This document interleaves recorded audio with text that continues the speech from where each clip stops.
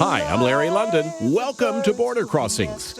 Today on the program, I have the winner of 4 CMAs, 2 Grammys, and she's on tour for her 15th album. Kathy Mattea joins us in our studio for a performance from her newest CD, Pretty Bird. Kathy released her debut album in 1984. The new CD is her 15th. This album was particularly hard for Kathy as she faced the possibility that her career was coming to an end due to her changing voice. Kathy's career started in a bluegrass band at West Virginia University. And today, the Nashville resident is a fixture in the bluegrass, folk, and Americana genres. Join us for Kathy Mattea, coming up on today's Border Crossings. Buried a son.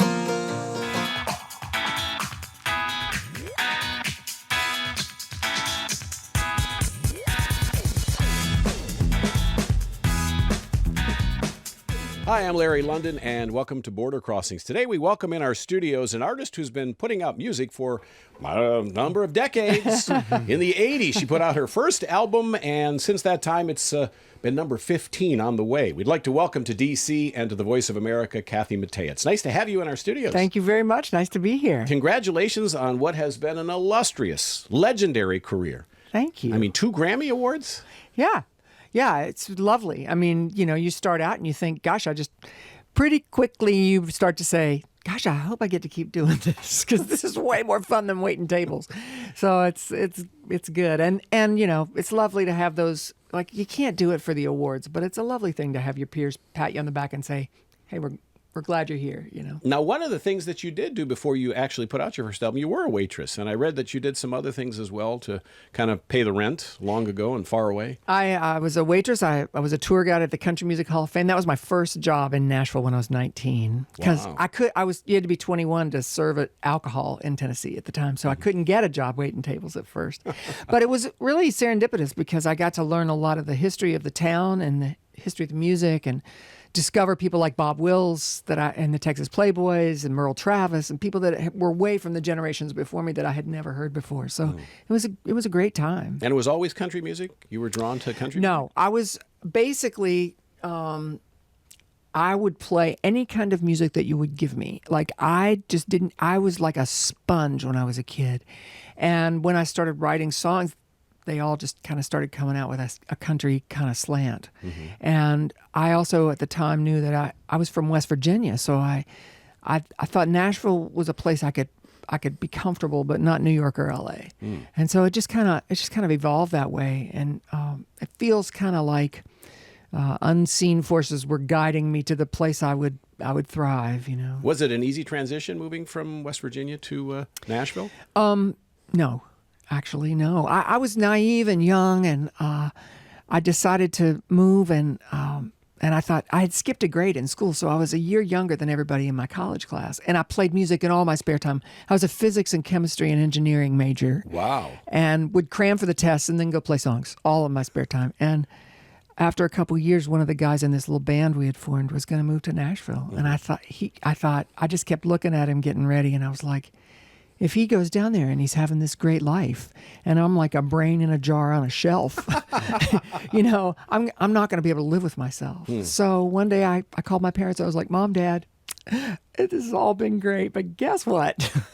And they weren't real thrilled about it, but they got over it. Now, how does physics and chemistry come into songwriting? I mean, you're majoring in something very scientific, very black and white, and songwriting is very creative and off the chart. I think this is a myth. Mm-hmm. I do. I think that, Bill, who's sitting here with me and has played guitar with me for 28 years, he has a degree in marine biology. Oh. And he's a great, brilliant guitarist. I think... Save the whales. Save the whales. I think that there is very much a creative aspect to physics and chemistry. There is much more of like Einstein always said, imagination is more important than knowledge. Mm-hmm.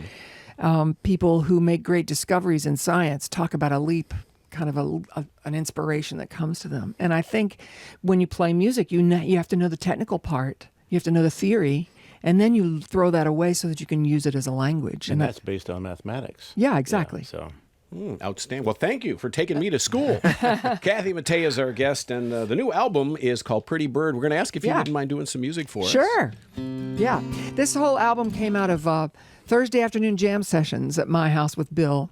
And I just started throwing out all kinds of songs. And one day we were sitting around and, we sit and talk about music and old songs and the roots of things. And we'll just start messing around. And we pulled this song out and we were doing it by the next weekend. So it wound up on the album. This is an old song.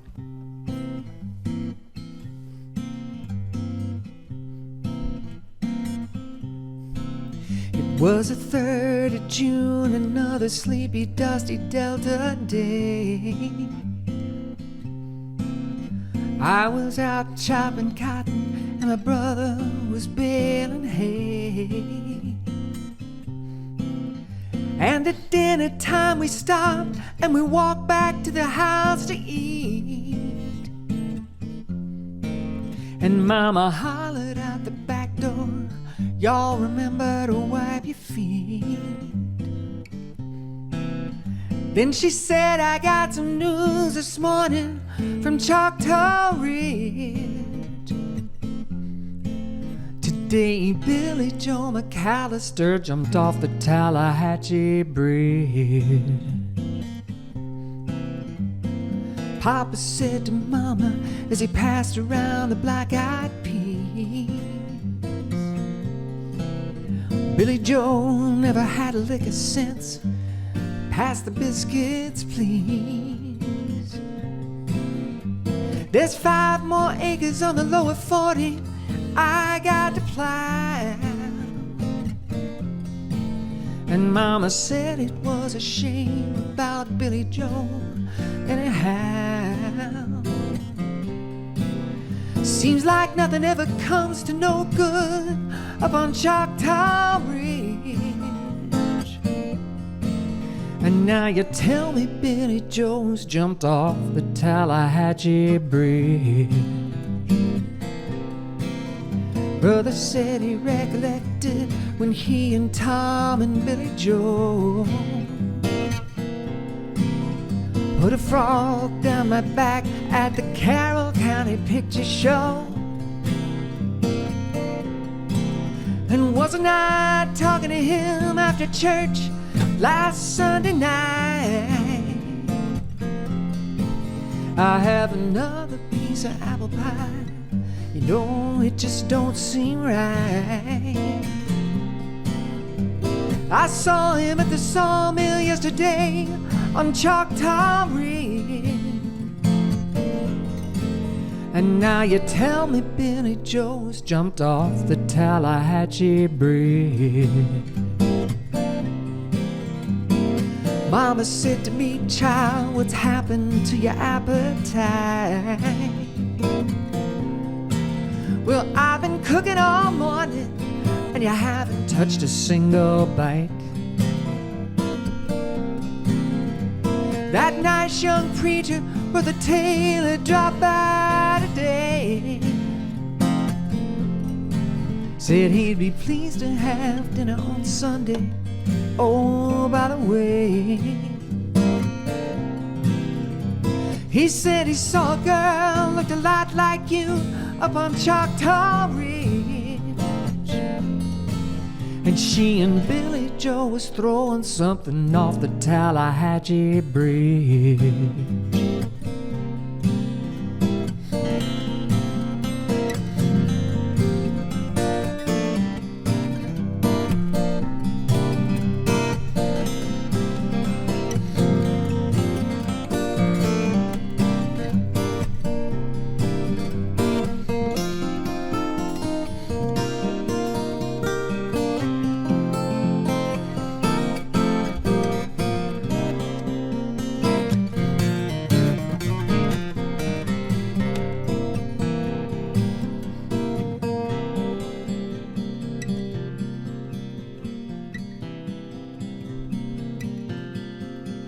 Well, a year's come and gone since we heard the news about Billy Joe.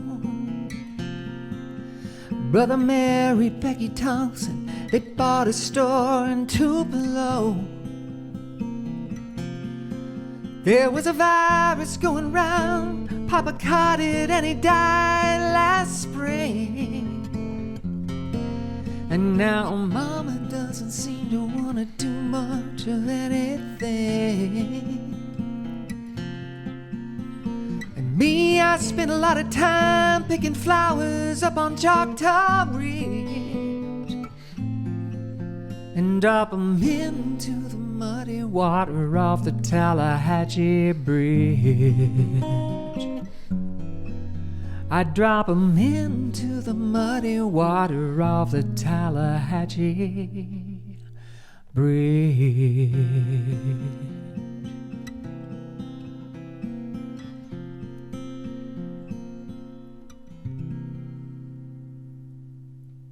Wow, beautiful. Thank you. Ode to Billy Joe. Big hit in the 60s. Yes, that was Bobbie Gentry in 1967. Wow. She wrote it, she recorded it, she produced it, she played guitar on it. She was basically amazing. And I hadn't thought about it in years and years, and we just started messing with it one day, and it was like I went through this kind of vocal thing while I was making this record, and that was kind of the source of all of this. Was I was just pulling out songs to see how my voice would do, because when I hit menopause, I went through this thing where I didn't know my voice anymore.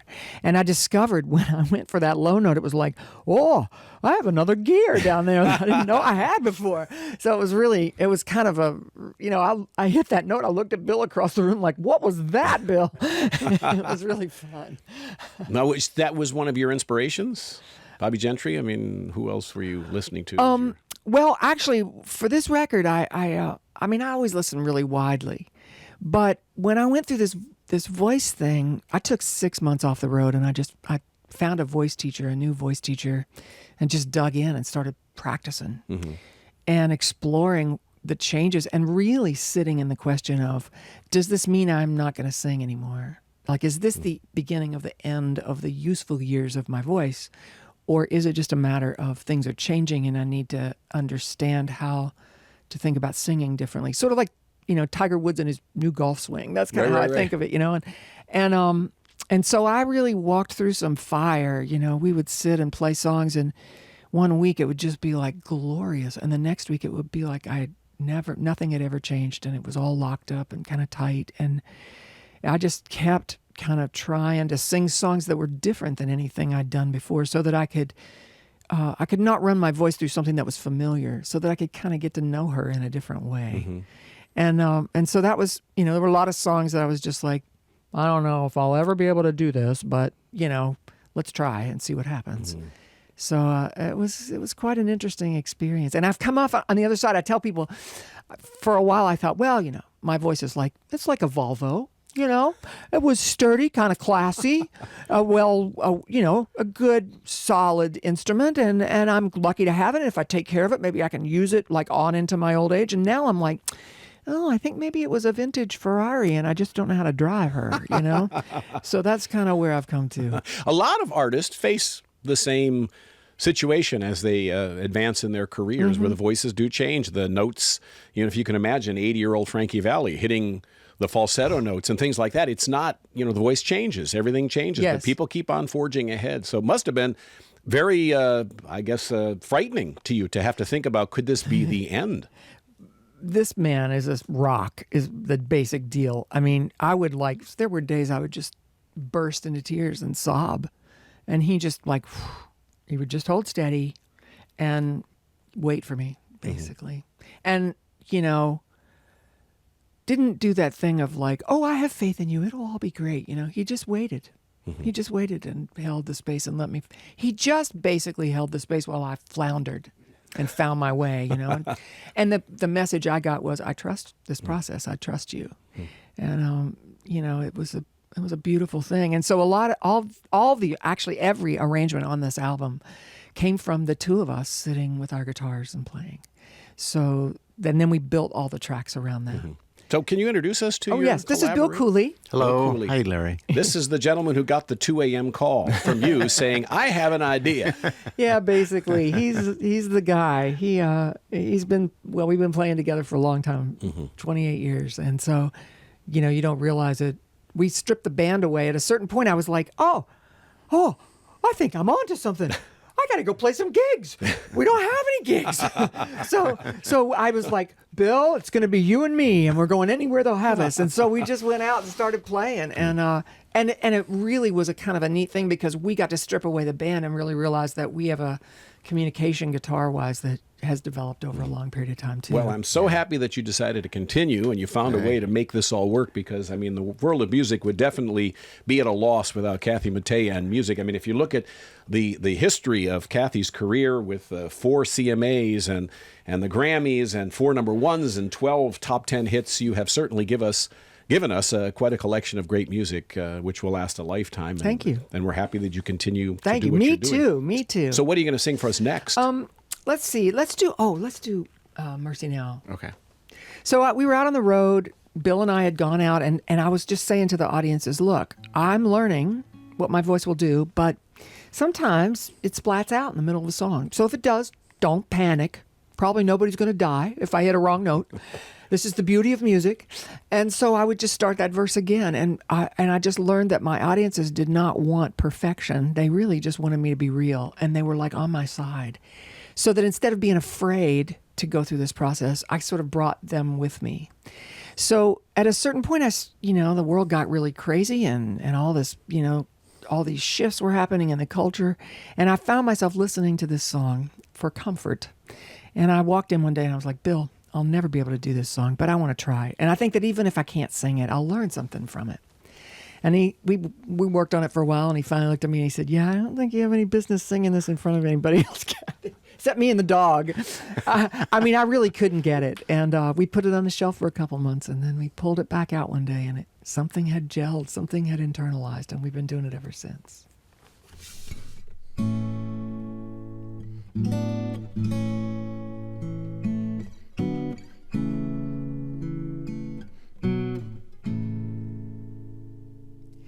My father could use a little mercy now. The fruits of his labor fall and rot slowly on the ground. His work is almost over. It won't be long, he won't be around. I love my father. He could use some mercy now. And my brother could use a little mercy now.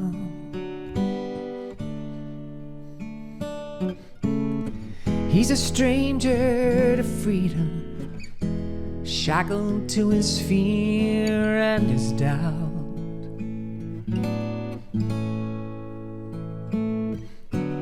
And the pain that he lives in, it's almost more than living will allow.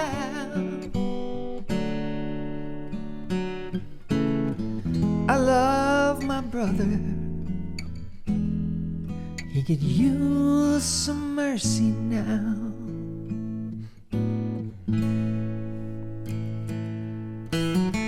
My church and my country could use a little mercy now.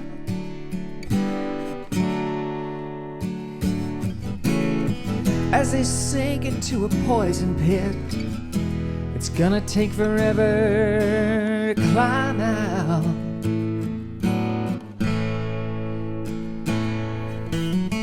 And they carry the weight of the faithful who follow them down. Oh, I love my church and country. They could use some mercy now.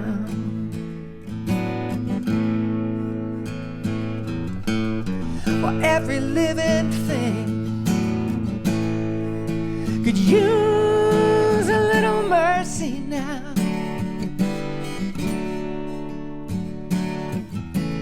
Only the hand of grace, and in the race toward another mushroom cloud.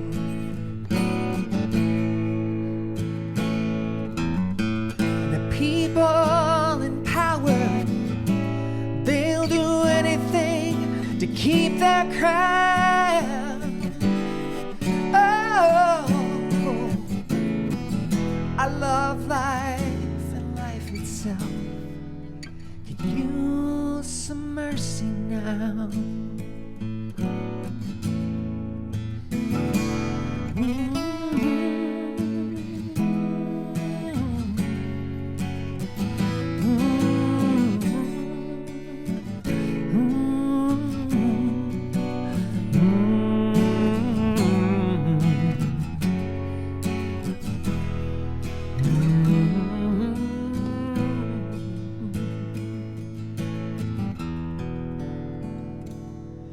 We all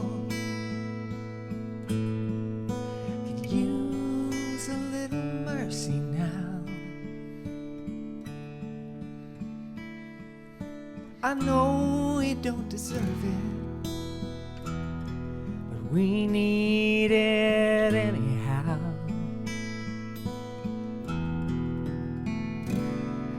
We hang in the balance, dangle between hell and hallowed ground. Oh, and every single one of us could use some mercy now. Every single one of us could use some mercy now.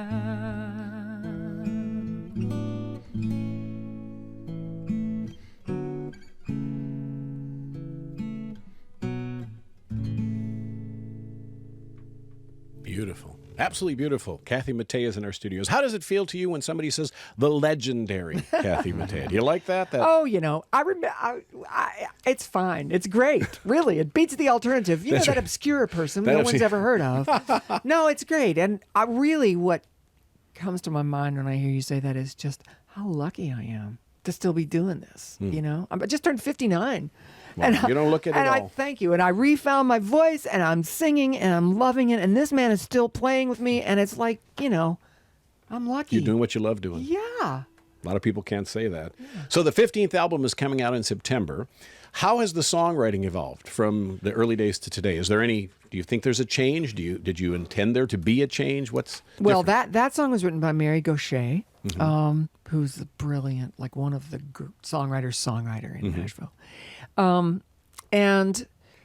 For me, I came to Nashville as a songwriter, and I kind of found my niche as a singer. And I put it on the back burner, and then I woke up one day with some regrets about that. So I made it up to myself, and I wrote some songs on my records for a while. And then I realized that I am a singer who sometimes writes, as opposed to my husband, who can't not write songs. You know, when he worked in his dad's machine shop, he'd be there all day with, like, he'll have 4 songs going at once in his mind. Nothing written down. I'll look at him, I'll ask him a question, and I'll realize, oh, he's not there. He's in some lyric somewhere in the vastness that's inside of his head. So I sort of made my peace with that. And so I have a little song I'm kind of cobbling away at, but singing is really where my passion is. And you've done some songs for charity. You've been very, very involved with different charities. You participated in Voices That Care, which is for the Desert Storm. And you've done... We did Red Hot and Country, which was a benefit album to raise funds for AIDS research. Yes. And, Missing and Exploited Children. You're involved with that charity it's great. It's one of the great gifts to get to use music to bring attention to things. And also, one of the things that I've found is that music can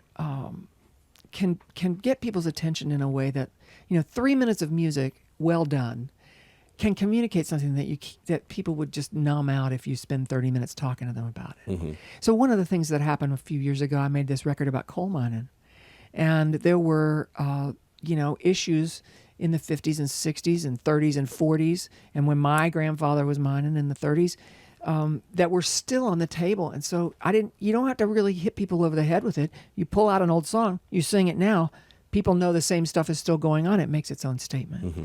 So, and a lot of times I think we music is the doorway to empathy. And you have different generations of the same families following you now. You have kids of kids who started with you on the journey, and that's got to be rewarding. When you go out It's so fun. And many, many longtime fans, we've walked through births and deaths and disasters and healings and, miracles and all kinds of stuff. And to have your music mark someone's life and the important moments in people's lives is like, that's like, what other validation do you need? It's a lovely thing it's a joy to play music in the beginning, but to have it mean something to someone else is like the icing on the cake. And there's something about country music fans. They are more loyal than, let's say, the pop music fans who kind of come and go. They're very fickle, but country music fans stay with someone they love. I always felt like that was because so much of our music is about the story and about the lyric. It's lyric based. Mm-hmm. So people, it's. I always said to people, I love my fans because they don't want to just come and have their picture made with me. They want to come tell me a story about their life. They want to tell me about something that has meaning. They want me to know them, and they want to know me. Mm-hmm. And that feels really good. I think, we as a genre are really lucky to have that history and that tradition. Why did you name the album Pretty Bird? There's an old song of Hazel Dickins's. Hazel was a quintessential Appalachian singer. And I tried to sing this song for years, and I couldn't do it.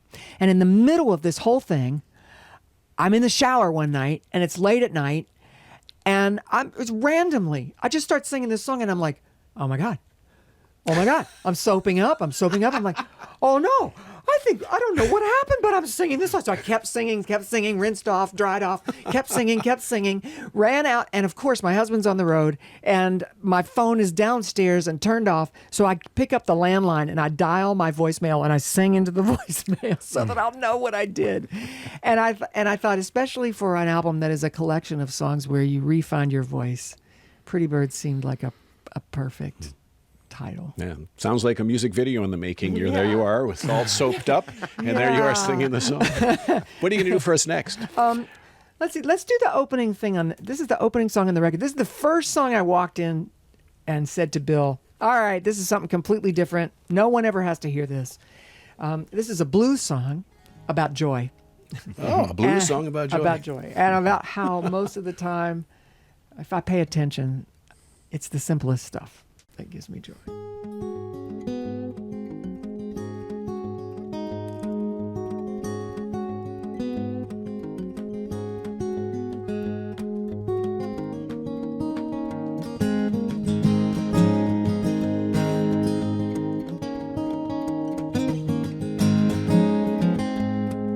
Sitting on the front porch, ice cream in my hand, melting in the sun. All that chocolate on my tongue, that's a good enough reason to live.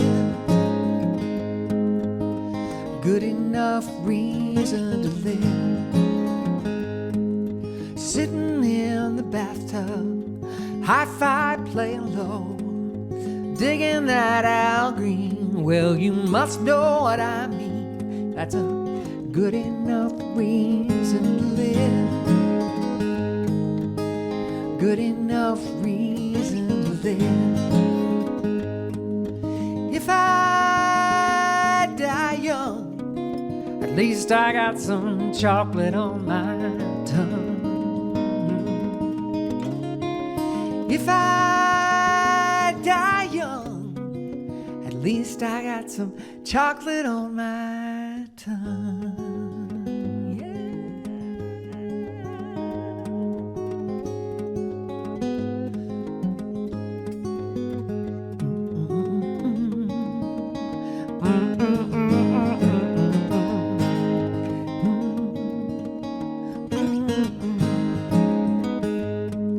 Sitting in the front seat, good boy in my arms, smiling in my eyes and getting me all hypnotized. That's a good enough reason to live.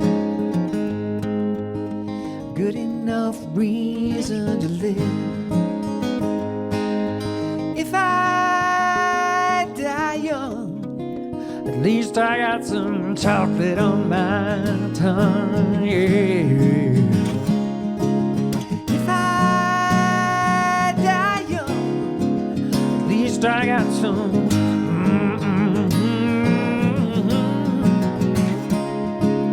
If I die young, at least I got some. Yeah, yeah, yeah, yeah. If I die young, at least I got some chocolate on my tongue.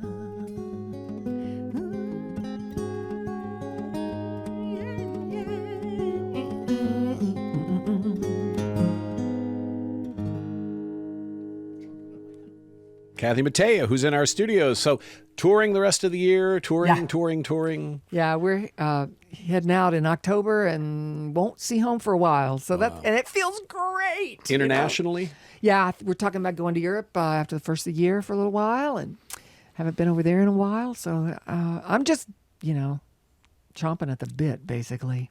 So where do people go to find more information and to buy the album and get the tour dates? Mattea.com.